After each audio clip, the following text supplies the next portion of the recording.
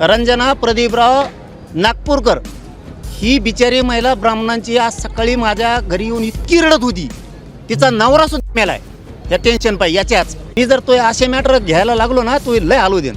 धनंजय मुंडेचा हा रोल आहे की त्यांनी अमाऊंट भरपूर सांगितली होती 25 पर्यंत. एवढी मोठी अपील आहे म्हणे. 17 लाख रुपये, एकदा 8 आणि एकदा 9, दोनदा तेलाच्या डब्यात खरड्यामध्ये. सरळ सांगितलं मुंडे साहेबांनी, जोपर्यंत तुम्ही ही काही पाठवणार नाही तोपर्यंत कोणचं तुमचं काम होणार नाही. आता पुन्हा एकदा राष्ट्रवादीचे नेते आणि आमदार धनंजय मुंडे यांच्या अडचणी वाढण्याची शक्यता आहे.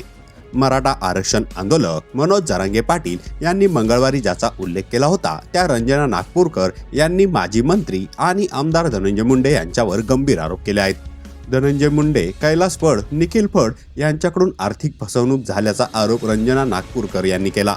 पतीला पुन्हा नोकरीमध्ये रुजू करून घेण्यासाठी धनंजय मुंडे यांनी पैसे मागितले. मी त्याला 17 लाख दिले असा दावा रंजना नागपूरकर यांनी केला.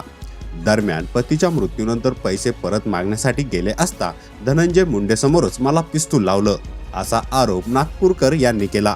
या आरोपामुळे खळबळ उडाली आहे. तो इतके मॅटर आले, तुला एकच सांगितलं मी. तुला हिच्यातूनच तू सावध होशील. तुला कळत असताना तर मी काय बोललो आज.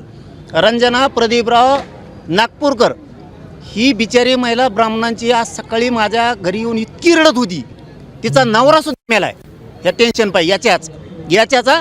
हे देवेंद्र फडणवीस साहेबाला माहीत नसन की तुमच्या पाहुण्याचं तुमच्या घरातलं नातं. आता हे शोभाताई फडणवीस मला नाही माहीत कोण आहेत, बहुतेक त्यांची आई आहेत का. मी जर तो असे मॅटर घ्यायला लागलो ना तो लय आलो देन.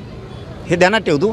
तू इथून कुठंतरी ते चाळे बंद कर. घातपात करणाऱ्याला साथ देणं, लोकांना उचकवणं हे तू बंद कर. शहाणा होय, तू माया नादी लागू नको, लय बेकार होईल बरं का. आणखीन धनंजय मुंडेचा हा रोल आहे की त्यांनी अमाऊंट भरपूर सांगितली होती 25 पर्यंत. एवढी मोठी अपील आहे म्हणे.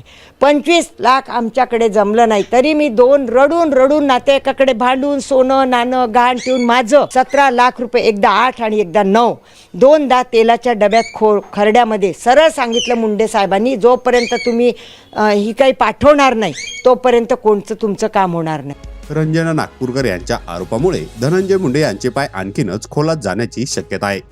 यावर तुम्हाला काय वाटतं ते कमेंट करून नक्की सांगा.